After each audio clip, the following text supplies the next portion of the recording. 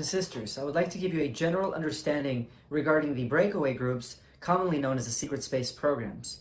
The secret space program is a covert operation that was conducted by the shadow government, particularly through the military-industrial complex in the early 1950s, when the shadow government struck a deal with certain alien groups in order to build an interplanetary infrastructure throughout our solar system, and hence also create colonies and bases throughout other solar systems beyond ours. There are 5 major groups that have been associated with these breakaway groups. 2 or 3 of these groups were associated and aligned with the Draco Zeta Alliance or of the Draconian Empire, and 3 of these groups were aligned with the Pleiadians and the Galactic Federation of the Benevolent Forces. So who are these groups that have been coexisting and operating from behind the scenes covertly, not only through their vast interplanetary structure that they build out throughout our solar system, but also in underground bases and cities for over 60 years. These are the groups. The first one is known as the Interplanetary Corporate Conglomerate. The Interplanetary Corporate Conglomerate, which was devised by the alliance between the aerospace tycoon companies and the Rothschilds to create a vast interplanetary network that was allowing them to make money up there in space while they were building advanced technologies, spaceships and weapons for aliens to buy. Okay, so that became more of a interplanetary corporate business. Another group was the Dark Fleet. Who is the Dark Fleet? The Dark Fleet was an alliance between the Draco and the Nazis. The Dark Fleet was mainly created for the purpose of fighting along the side of the Draco in their war against the Galactic Federation throughout the galaxy. So the Dark Fleet has been very instrumental in the war against the Federation. Now, the other group was known as the Galactic League of Nations. This was a bone that was given to countries that knew that these, superpowers were already dealing with advanced interplanetary and stellar technology, and they wanted in on it. So they created what became known as the Galactic League of Nations, which allowed billionaires to go up into space on these elaborate space stations to, experience some sort of space Disneyland scenario, okay?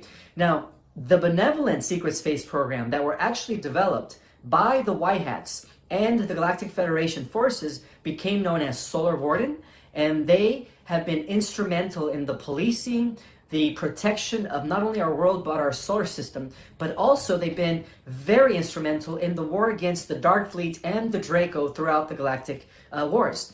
So Solar Warden is known as the Benevolent Secret Space Program function. Now there is another one that is also related to Solar Warden, but this program was left off the records because it was so secret that not even the governments of this world had access to some of these files. This program became known as Radiant Guardians. Now, the program of Radiant Guardians was initiated by a cosmic interplanetary treaty that involved advanced races beyond the 9th dimension into the higher realms of reality beyond our galaxy, and of course certain members of the human race, in order to recruit people to be genetically enhanced to go fight in these alien wars that have been taking place in other universes, particularly against AI, the ancient AI that we've all been fighting. So Radiant Guardians has been very instrumental in the war in other universes using our super soldiers. Well, they're called the elite super soldiers. If you're recruited in Radiant Guardians, you're considered an elite super soldier. And they've been using these super soldiers to go fight these wars in other universes. Now, a sister branch of Radiant Guardian is Radiant Glory. Radiant Glory is a combination of, has been working with both Solar Warden here in our solar system and in our galaxy, and Radiant Guardian. They act as a liaison point between Radiant Guardian, which is working on a multi-universe level, and Solar Warden, which is only working on a galactic level. So these are the different off-world breakaway groups that have existed since the 1950s. And that explains why many people, thousands upon thousands of humans, especially, very intelligent scientists, were recruited in the 1950s under a project called the Brain Drain. Well, those people that were recruited to go be slaves, other than the super soldiers, because everyone that wasn't a scientist or a super soldier was strictly forced into slavery in these colonies on Mars and on the moon, and then throughout the infrastructure.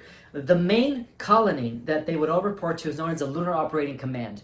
After that, they also reported to the Mars Defense Force Command, which is a colony that is known as Arius Prime that exists in Mars. But luckily, in 2016, Solar Warden and Radiant Guardians with the collaboration of the Galactic Federation, we're able to win the war in space, and then therefore also win the war here in our solar system against the Dark Fleet and the interplanetary corporate